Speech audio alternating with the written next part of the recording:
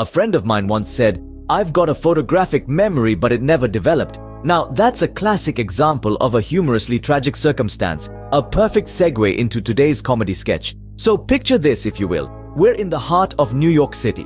The sirens are wailing, taxis are honking, and street vendors are peddling their wares. Amidst all this chaos, we find our protagonist, a man named Bob. Bob is an average guy, but with an extraordinary talent. He can communicate with pigeons. Yes, you heard that right. Pigeons. Bob spends his days in Central Park chatting away with his feathered friends. He's the pigeon whisperer, the bird bard, the avian ambassador. But here's the kicker. Bob can't understand a word they're saying. It's like being on a never-ending international conference call without a translator. One day, Bob, in his infinite wisdom, decides to use his unique talent for something good. He wants to turn the pigeon chatter into a lucrative business. He thinks, if parrots can become famous on the internet for their squawks, why not pigeons? Bob dreams of becoming the first pigeon influencer, the PewDiePie of the bird world. So he sets up a YouTube channel, Bob and the Pigeons. He records his daily conversations with the pigeons, adds subtitles to their coos and caws, and uploads them online. The subtitles, of course, are pure fiction. Bob has no idea what the pigeons are saying. He just makes it up as he goes along. Squawk, squawk becomes buy low, sell high.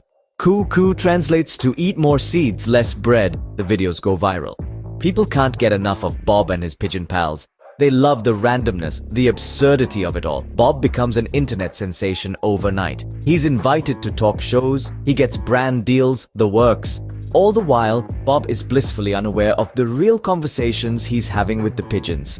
In the pigeon world, Bob is known as the crazy human who doesn't understand pigeon talk. The birds have been trying to communicate with Bob, telling him about their lives, their troubles, their dreams, but all Bob hears is squawk, squawk, and coo-coo. The pigeons, frustrated with Bob's lack of understanding, decide to teach him a lesson. One day, the pigeons stage a coup, or should I say a coup. They stop talking to Bob, giving him the silent treatment. Bob, confused and heartbroken, tries everything to get them to talk. He brings them their favorite seeds. He sings to them. He even tries to learn pigeon language. But nothing works.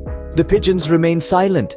Finally, Bob breaks down. He admits that he can't understand the pigeons, that he's been making up their conversations all along. The pigeons, moved by Bob's honesty, decide to forgive him.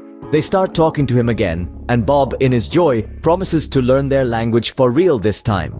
And that, my friends, is the tale of Bob, the pigeon whisperer who couldn't understand a coo. It's a reminder that communication is a two-way street and that honesty is always the best policy. Or, it's just a weird story about a guy who talks to pigeons. Either way, it's a hoot. Or should I say, a coo.